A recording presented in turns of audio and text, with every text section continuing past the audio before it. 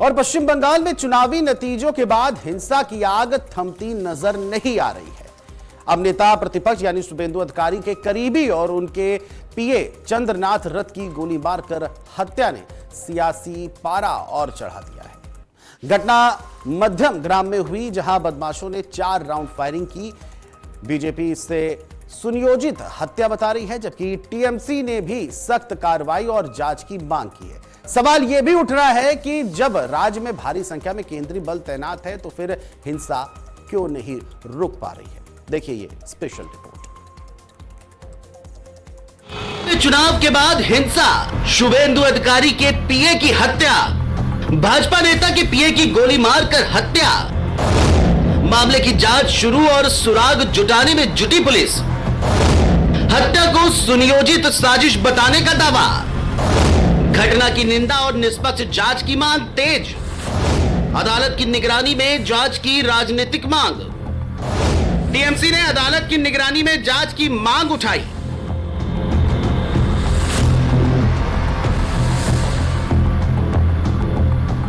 पश्चिम बंगाल में चुनाव बाद हिंसा की आशंकाएं अब हकीकत में बदलती दिखाई दे रही हैं। राजधानी कोलकाता के करीब मध्यम ग्राम में बीजेपी नेता शुभेंदु अधिकारी के पीए चंद्रनाथ रथ पर बदमाशों ने ताबड़तोड़ गोलियां बरसा दी।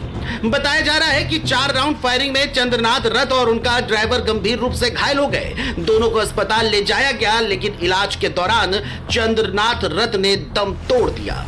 घटना के बाद बीजेपी ने इसे राजनीतिक साजिश और सुनियोजित हत्या करार दिया। राज्य की राजनीति में इस वारदात ने एक नया तूफान खड़ा कर दिया है। बात हुआ है, अमित शाह से बात हुआ है सर। गृहमंत्री जी ने क्या कहा? धक्का धक्की करबे ना तुमने। उन्होंने संतोष जी सबका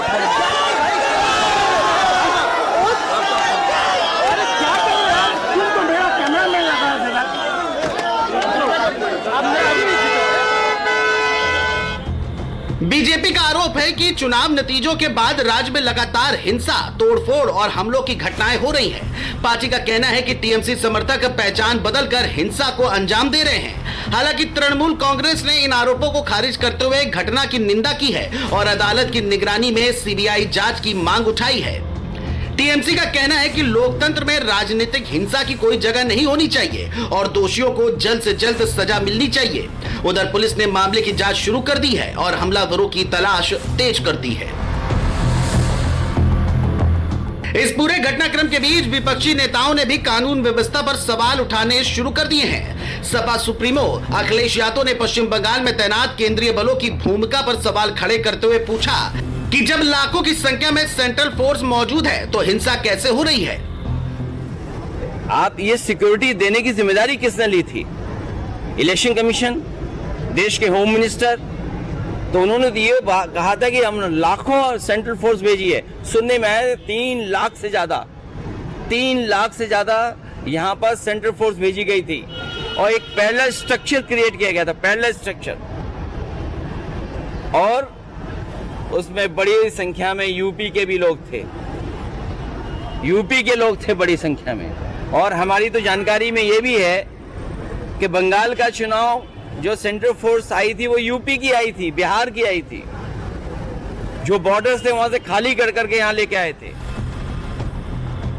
राजनीतिक आरोप प्रत्यारोप के बीच सबसे बड़ा सवाल यही है कि क्या चुनाव खत्म होने के बाद भी बंगाल हिंसा की राजनीति से बाहर नहीं निकल पा रहा है और क्या राजनीतिक वर्चस्व की इस लड़ाई में आम कार्यकर्ताओं की जान यूं ही जाती रहेगी।